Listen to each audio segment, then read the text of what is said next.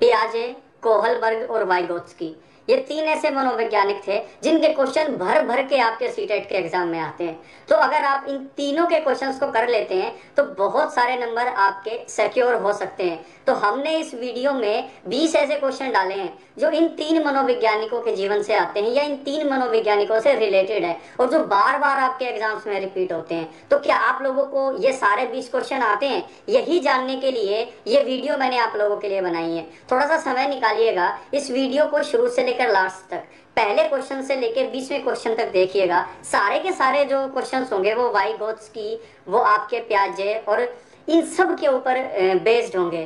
तो देखते हैं आप लोगों को कितने क्वेश्चंस का आंसर पता है और आपका परफॉर्मेंस कितना होता है। पहले क्वेश्चन से स्टार्ट करते हैं। पहला क्वेश्चन है, जीन पियाजे कहाँ के निवासी थे? पहला क्वेश्चन देखते हैं, जीन पियाजे कहाँ के निवासी थे? चार ऑप्शन मिलते हैं, स्कॉटलैंड, इंग्लैंड, स्विट्जरलैंड या ग्रीनलैंड। बताइए आपका आंसर क्या होगा। देखिए, अगर आप बात करते हैं जीन पियाजे की तो एक क्वेश्चन ये डायरेक्ट आपसे पुटअप किया जाता है जिसका आंसर होगा स्विट्जरलैंड। जो जीन पियाजे थे वो एक स्विस मनोवैज्ञानिक थे, याद रखिएगा। तो इसका आंसर क्या होगा? Option number C, Switzerland. Next question देखते हैं क्या है, पियाजे ने बच्चे की नैतिक विकास की कितनी अवस्थाओं की पहचान की है? देखिए, नैतिक विकास की अवस्थाओं से पियाजे का भी लेना देना है। पियाजे का वैसे तो लेना देना है संज्ञानात्मक विकास की अवस्थाओं से, जो कि 4 होती हैं आपकी। लेकिन अगर मैं बात करूं नैतिक विकास की तो कई बार लोग इसे 2 बोलते हैं, लेकिन एक्चुअली में ये 3 होती है। यानी कि बच्चा जब होता है आपका, बिल्कुल उसमें नैतिकता नहीं होती।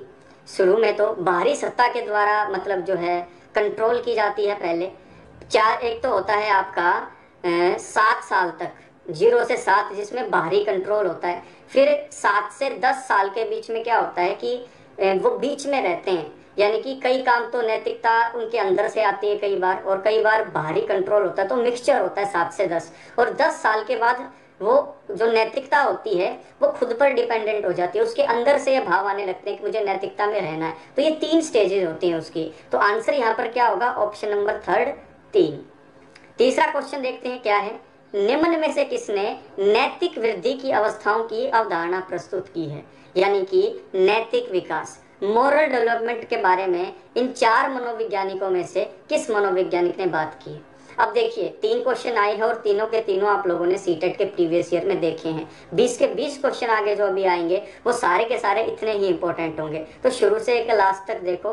क्लास पसंद आए तो लाइक करो हर एक मनोवैज्ञानिकों के बारे में, और वो हर एक टॉपिक हम उठाएंगे जिससे क्वेश्चन आपके पूछे जाते हैं। नैतिक विकास की अवस्थाएं जुड़ी हुई हैं आपके लॉरेंस कोहलबर्ग से।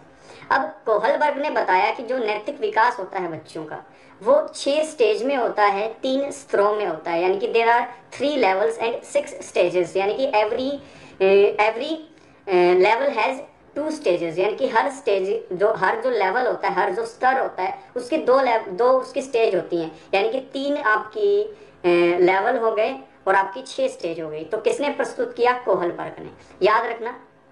नेक्स्ट क्वेश्चन है आप लोगों के सामने, कौन सा? ये वाला। नेक्स्ट क्वेश्चन, बच्चे दुनिया के बारे में अपनी समझ का सृजन खुद करते हैं, यह कथन किसने दिया था? अब 1-2 क्वेश्चन आप लोगों के सामने कथन के भी आते हैं।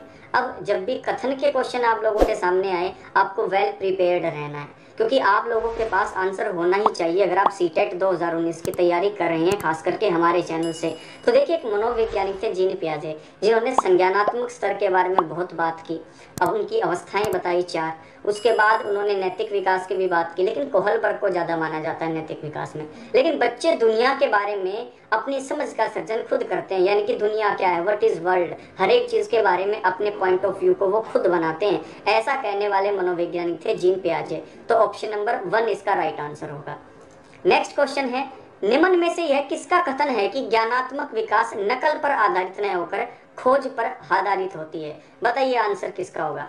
अब देखिए, जो कॉग्निटिव डोमेन था, जो संज्ञानात्मक स्तर था, उसमें बहुत अलग अलग विचार थे। वाइगोत्स्की कहते थे कि बच्चा इमिटेशन से सीखता है, लेकिन जीन पियाजे बोलते थे कि वह खोज करके सीखता है, यानी कि खुद सीखता है, किसी की नकल करके नहीं सीखता है। तो जब भी पूछा जाए कि ज्ञानात्मक विकास इमिटेशन पर बेस्ड ना होकर खोज पर बेस्ड होता है, तब आपका आंसर बदल जाएगा, आंसर आएगा जीन पियाजे। लेकिन अगर बात करें ज्ञानात्मक पक्ष में नकल की, बात करें इमिटेशन की, दूसरों से सीखने की, समाज की, सोसाइटी की, तब आपका आंसर क्या हो जाएगा, वाइगोत्स्की। लेकिन यहाँ पर कहा क्या गया है, नकल पर आधारित नहीं है, इमिटेशन पर बेस्ड नहीं है, डिस्कवरी के ऊपर बेस्ड है, खोज के ऊपर बेस्ड है। तो आपका आंसर क्या होगा, ऑप्शन नंबर 1 जीन पियाजे।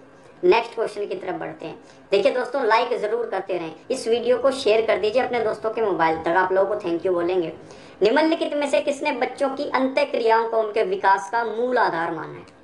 यानी कि कौन सा ऐसा मनोवैज्ञानिक था जिसने कहा कि जितने बच्चे इंटरेक्शन करेंगे, जितने बच्चे कम्युनिकेट करेंगे, अंतः क्रिया करेंगे, उतना ही ज्यादा उनका विकास होगा।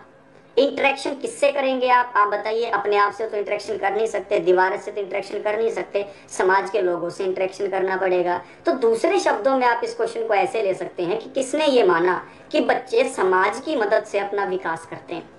कोहलबर्ग, वाइगोत्स्की, जीन पियाजे या स्किनर? आंसर बताइए क्या होगा। देखिए, जहां पर संज्ञानात्मक स्तर की ज्यादा बात करें, आंसर पियाजे से रिलेटेड होगा, क्योंकि कॉग्निटिव डोमेन से वो जुड़े हुए हैं। अगर बात करें समाज की, अगर बात करें सोसाइटी की, तब आंसर आएंगे आपके लिए वाइगोत्स्की, क्योंकि उन्होंने समाज के ऊपर जोर दिया था। ओके, अगर बात करें नैतिकता की, तब आंसर आपके आएंगे कोहलबर्ग वाले। तो यहाँ पर आपने देखा कि जो ज्ञान का निर्माण करेगा बच्चा, वो कैसे करेगा, इंटरेक्शन करके। तो इंटरेक्शन करके ज्ञान का निर्माण करेगा समाज से, तो समाज की को जो वैल्यू दी है वो किसने दी है, वाइगोत्स्की ने। तो यहाँ पर आंसर आएगा लिव वाइगोत्स्की। ऑप्शन नंबर 2 यहाँ पर बिल्कुल ठीक है। नेक्स्ट क्वेश्चन, निम्न में से किसने नैतिक विकास की अवस्था के सिद्धांत का प्रतिपादन किया? यानी कि मोरल डेवलपमेंट के बारे में जो थियरी दी थी, जो सबसे इंपॉर्टेंट थी, वो किसने दी? मोरल डेवलपमेंट, नैतिक विकास। जीन पियाजे, लॉरेंस कोहलबर्ग, फ्रायड या सीयर्स? आंसर बताइए क्या होगा। देखिए, नैतिक विकास मैंने बताया था, मोरल डेवलपमेंट 3 लेवल पर 6 स्टेजेस में, आंसर होगा लॉरेंस कोहलबर्ग। Option number 2। अगला क्वेश्चन, आप एक शिक्षक के रूप में नियुक्त होकर किसी विद्यालय में जाते हैं, यानी कि आप एक टीचर लग गए और आप किसी स्कूल में गए। आप विद्यार्थियों की क्षमताओं को समझने के लिए निम्नलिखित में से किस क्षेत्र का चुनाव करेंगे? यानी कि आप टीचर बन के जा चुके हैं, अब आपको ये परखना है कि आपके स्टूडेंट्स के अंदर एबिलिटीज कितनी है, उनके अंदर क्षमताएं कितनी है। तो आप विद्यार्थियों की क्षमताओं को समझने के लिए नीचे लिखे हुए 4 ऑप्शन में से किस क्षेत्र का चुनाव करेंगे? सामाजिक दर्शन, मीडिया मनोविज्ञान, शिक्षा समाज शास्त्र या शिक्षा मनोविज्ञान? देखिए, आप लोग जब तैयारी करते हैं सीटेट के अलावा DSSS की, तब आप लोगों के सामने 2 सब्जेक्ट आते हैं मेनली।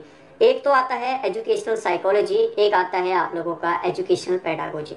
तो देखिए, पेडागोजी का मतलब होता है पढ़ाना, लेकिन जो मनोविज्ञान का होता है शिक्षा मनोविज्ञान, चाइल्ड साइकोलॉजी अगर आप कहें तो बाल मनोविज्ञान हो जाएगा। तो उसके अंतर्गत बच्चे कैसे शिक्षा को प्राप्त करते हैं, कैसे सीखते हैं, ये आप पता कर सकते हैं शिक्षा मनोविज्ञान से। तो टीचर को शिक्षा मनोविज्ञान इसीलिए पढ़ाया जाता है ताकि ये पता लग सके कि बच्चे जो इतने इंडिविजुअल डिफरेंसेस रखते हैं, कैसे शिक्षा को प्राप्त करते हैं, कैसे चीजों को सीखते हैं, how they learn. If you have to find it out then you have to be master in educational psychology. ये बात आपको ध्यान रखनी है। तो आंसर होगा शिक्षा मनोविज्ञान, ऑप्शन नंबर 4। नेक्स्ट क्वेश्चन देखते हैं क्या होगा। लाइक जरूर करें स्टूडेंट। नेक्स्ट क्वेश्चन है, बालकों के नैतिक विकास को समझने के लिए जीन पियाजे ने निम्न में से कौन सी विधि को अपनाया? देखिए, मैंने आपको बताया था कि जीन पियाजे भी नैतिक विकास के साथ जुड़े हुए हैं, उन्होंने भी थोड़ा बहुत काम किया है इसमें, बाद में जाके किया था, शुरुआत में नहीं किया, अपने जीवन में थोड़ा सा बाद में जाके किया। और उन्होंने अलग अलग बच्चों के साक्षात्कार लिए, इंटरव्यू लिए, जिससे उन्होंने नैतिकता के बारे में बच्चों की पता लगा, कैसे बच्चे के अंदर नैतिकता की भावना आती है, कैसे वो नैतिक मामलों में डेवलप करते हैं, ये सारी चीजें उन्हें पता लगी। तो जब भी आपसे पूछे कि मोरल डेवलपमेंट में जब आपके जीन पियाजे ने अपना हाथ आजमाया तो कौन सी विधि का प्रयोग किया? उन्होंने बच्चों के इंटरव्यू लिए। तो आंसर आएगा ऑप्शन नंबर 1 साक्षात्कार विधि। नेक्स्ट क्वेश्चन की तरफ बढ़ते हैं। नेक्स्ट क्या है? नेक्स्ट क्वेश्चन आपका 10वां स्किप हो गया, 11वें क्वेश्चन पर आते हैं। बालक के व्यवहार के अध्ययन में निम्नलिखित में से किस विधि में बालक के माता पिता, भाई बहन एवं शिक्षकों से जानकारी प्राप्त की जाती है? 4 ऑप्शन मिलते हैं आपको।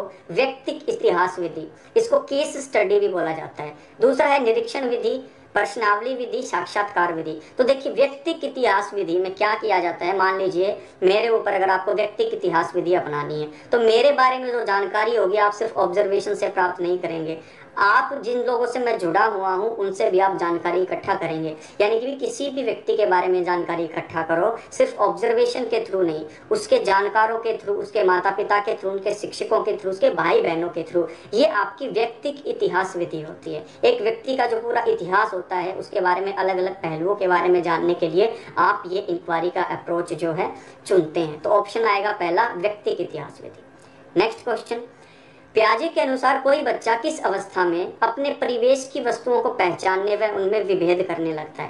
पहचानने का मतलब होता है रिकॉग्नाइज करना, और विभेद करने का मतलब होता है उनमें उनको डिफ्रेंशिएट करना, यानी कि अपने आसपास के एनवायरनमेंट में हर एक चीज को पहचानना और उनमें अंतर करना कब सीख जाता है। देखिए ये होता है आपकी दूसरी अवस्था में। पहली अवस्था तो आपकी इंद्रिय गामक अवस्था होती है जिसे सेंसरी मोटर बोलते हैं, 0 से 2 साल की। लेकिन इस अवस्था में नहीं, आंसर होगा पूर्व संक्रियात्मक अवस्था में। तो यहाँ पर ऑप्शन नंबर सेकंड आपका ठीक है। नेक्स्ट क्वेश्चन की तरफ बढ़ते हैं।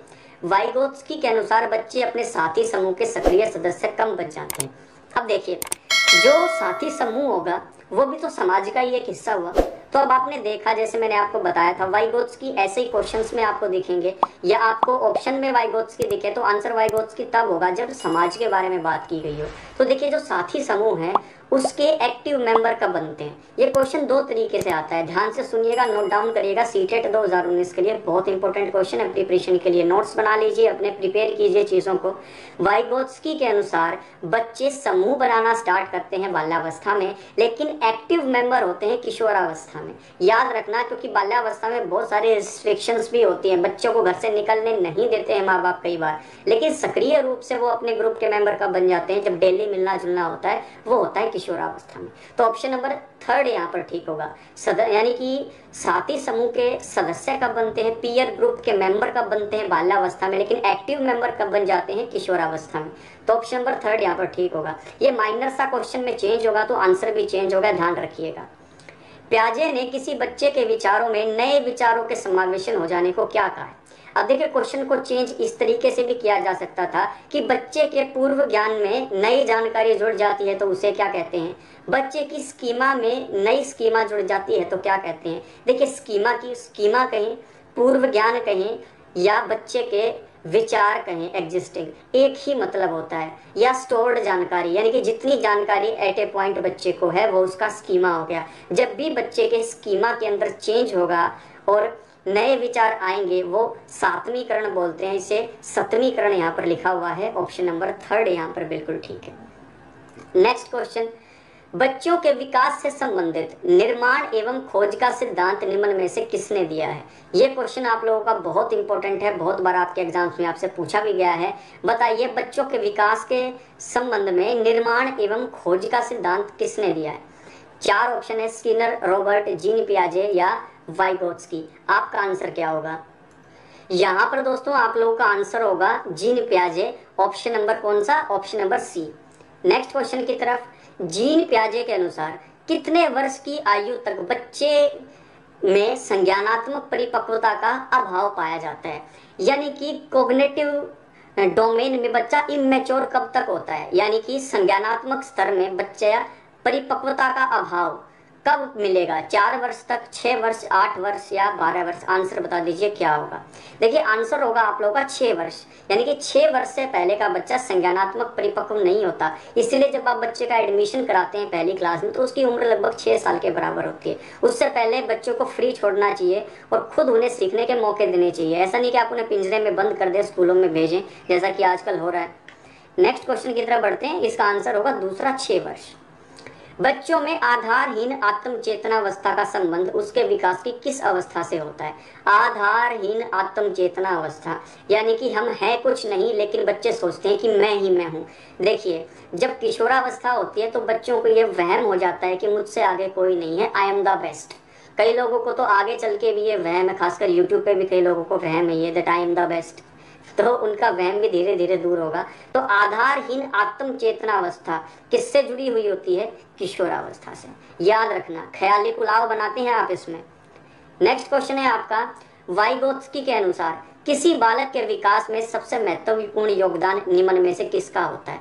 परिवार का, विद्यालय का, समाज का या धर्म का? लेकिन आपको पता है हमारे इस यूट्यूब की जर्नी में सबसे ज्यादा इंपॉर्टेंस किसकी है? आपकी। तो इसलिए वीडियो को लाइक करें और इस वीडियो को 1 मिनट जरूर दीजिएगा, जैसे मैंने आप लोगों के लिए टाइम निकाला। शेयर करना है व्हाट्सएप पे या फेसबुक पे, हर एक उस चीज पे जो आप यूज करते हैं अपने दोस्तों के मोबाइल पर, आग की तरह फैला दो इस वीडियो को। देखिए वाइगोत्स्की के अनुसार, मैंने आपको बताया, समाज का जो महत्व है वो सबसे ज्यादा होता है। यानी कि वाइगोत्स्की के अनुसार किसी बालक के विकास में जो सबसे महत्वपूर्ण योगदान निभाएगा वो निभाएगा बच्चे का समाज, सोसाइटी ऑफ द चाइल्ड। तो ऑप्शन नंबर 3 यहाँ पर ठीक है। नेक्स्ट क्वेश्चन, पूर्व माध्यमिक बच्चों के लिए निम्न में से कौन सी क्रिया एक कार्यात्मक क्रिया का स्वरूप है? यानी कि जो पूर्व माध्यमिक बच्चे होते हैं, आप उनको कौन सी एक्टिविटी दे सकते हैं जो उनके लिए बेस्ट हो? पहला है अपने साथ की आयु के बच्चों में घुल मिल जाना।